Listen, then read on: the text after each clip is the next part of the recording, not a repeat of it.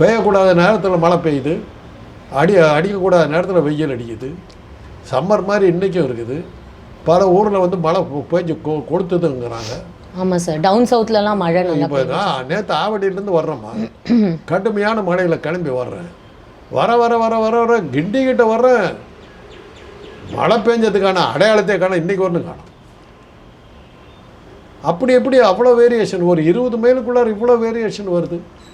அந்த பக்கம்லாம் நிறையா மழை பெய்யுது, இங்கே பெய்யவே மாட்டேங்குது.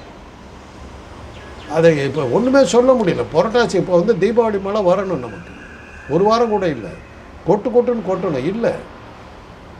இதெல்லாம் நம்ம வந்து காரணத்தை காட்டவே முடியாது. அது இதுக்கு எதுக்கு சொல்கிறேன்னா, சீசனல் இருமெல்லாம் அது தெரியலை.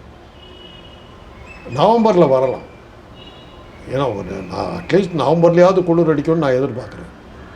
அந்த குளிரில் வரும், அப்போ நாங்கள் கவலைப்பட மாட்டோம். வழக்கமாக கொடுக்குற மருந்தை கொடுத்தா கண்ட்ரோல் ஆகிடும். 2 நாள் கொடுத்தோம்னா சரிப்படும்.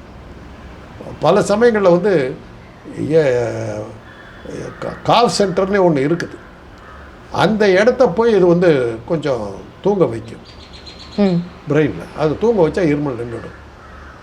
அதை பேஸ் பண்ணி தான் பெனாட்ரில் போன்ற காஃப் சிறப்பெல்லாம் செய்கிறாங்க. இந்த மருந்துகள் அது மாதிரி தான் செஞ்சுருப்பாங்க. கோல்டரிஃபுங்கிறதெல்லாம் அது மாதிரி தான் செஞ்சுருப்பாங்க. அதில் ஏதாவது அந்த ஒரு மில்லிகிராம் ஜாஸ்தி சேர்த்துட்டு இருந்தாங்கன்னா